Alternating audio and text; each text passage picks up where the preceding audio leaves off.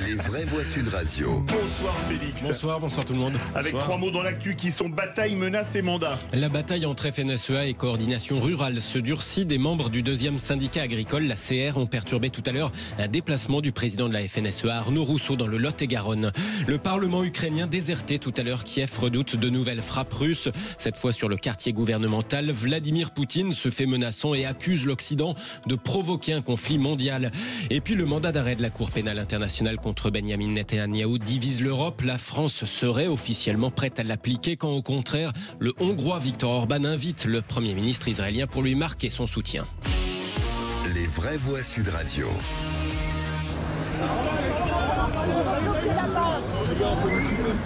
Alors on savait que dans les récents mouvements agricoles, il y avait une bataille sous-jacente. La coordination rurale aimerait détrôner la FNSEA lors des élections des représentants de chambres d'agriculture en janvier prochain.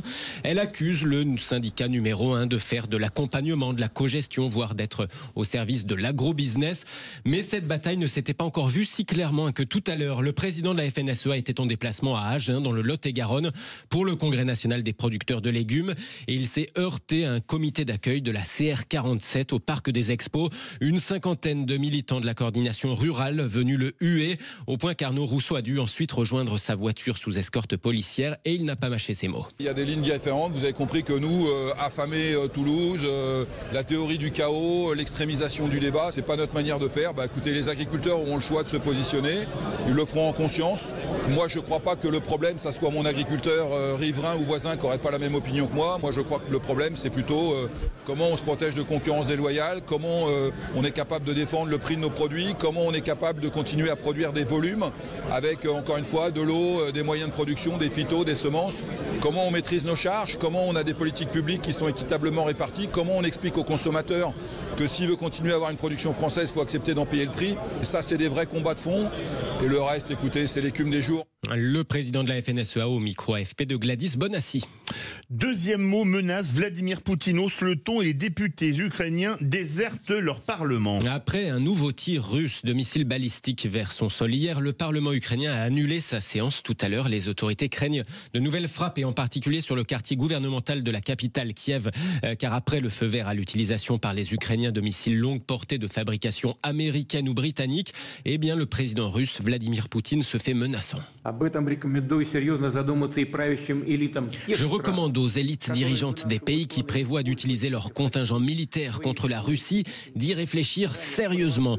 Comme nous l'avons souligné à plusieurs reprises, le conflit régional en Ukraine, provoqué par l'Occident, a pris les éléments d'un conflit à caractère mondial. C'est donc l'allocution de Vladimir Poutine hier soir. Provoqué par l'Occident, tout de même. Qu'est-ce qu'il ne faut pas entendre? Hier soir, aux vraies voix, quelqu'un disait que tout ça fait partie de la comédie diplomatique. Je n'y crois pas une seconde. Moi, j'ai vraiment peur de Poutine et de ce qu'il peut faire. Vous avez peur, vous, d'un conflit nucléaire, Michael Sadoun ? Non, personnellement, je n'y crois pas. J'ai l'impression que Poutine est un homme extrêmement rationnel. Il est brutal, il est injuste. Son agression de l'Ukraine est une agression, mais je ne pense pas qu'il se lancerait dans un conflit ouvert avec l'Occident. D'abord parce qu'il peine suffisamment à en finir avec son adversaire, son ennemi ukrainien. Depuis bientôt 3 ans. Qui n'est pas non plus une grande force militaire et qui a fait preuve d'un courage immense dans cette guerre. Donc je ne suis pas sûr qu'il se lancerait dans ça. Du côté des Occidentaux, il faut voir aussi. Alors évidemment, Poutine y va de sa propre volonté, en appelant les Nord-Coréens, en mobilisant des forces lui-même, et il est lui-même dans une stratégie d'intensification de la guerre. Mais de l'autre côté, du côté des Européens et des Américains, du côté de l'OTAN, on a le sentiment quand même que, en attendant que Donald Trump arrive et siffle la fin de la récréation, il s'en donne à cœur joie pour monter un petit peu dans l'escalade, je dirais, ce qui à mon avis est une très mauvaise chose. Voilà. Ouais, rationnel, ça se discute.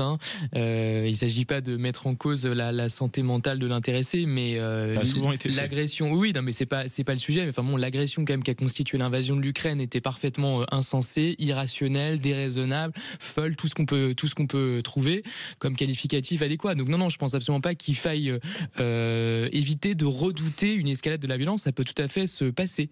Troisième mot, mandat, avec les réactions très diverses à ce mandat d'arrêt de la Cour pénale internationale contre le Premier ministre israélien. 124 États membres de la CPI, c'est en théorie autant de pays où Benyamin Netanyahou ne peut plus se rendre sans risquer d'y être arrêté. La France, à l'image de la diplomatie européenne, dit qu'elle appliquerait ces mandats d'arrêt pour crimes de guerre et crimes contre l'humanité si le cas se présentait. Position radicalement différente des États-Unis qui, de toute façon, n'ont jamais ratifié le traité fondateur de la Cour. Même au sein de l'Union européenne, la Hongrie de Viktor Orban adresse une invitation à Benyamin Netanyahou pour lui marquer son soutien. En France, le député LR des Hauts-de-Seine, Philippe Juvin, est très critique sur cette idée d'envisager une arrestation du chef du gouvernement israélien. Entendons-nous, ce qui se passe à Gaza est épouvantable et vous savez, moi je suis un des seuls hommes politiques qui a exercé dans des pays en guerre. J'étais en Ukraine, j'ai fait des accouchements dans des caves, donc je sais ce que c'est les bombardements et ce qui arrive aux enfants de Gaza est épouvantable. Toutefois, la décision de la CPI, c'est une décision qui n'est pas une décision juridique, c'est une décision politique. Les institutions internationales brillent par leur anti-israélisme primaire. Par cette décision, on confond les bourreaux et les victimes, on confond l'agresseur et l'agressé. C'est Israël qui a été agressé et Israël a le droit de se défendre. Donc, à votre question précise, faut-il arrêter M. Netanyahou? La réponse est non, évidemment. Philippe Juvin, député LR des Hauts-de-Seine et médecin de profession, au micro de Jean-Jacques Bourdin ce matin sur Sud Radio. Merci à vous, Félix Mathieu. Tout de suite.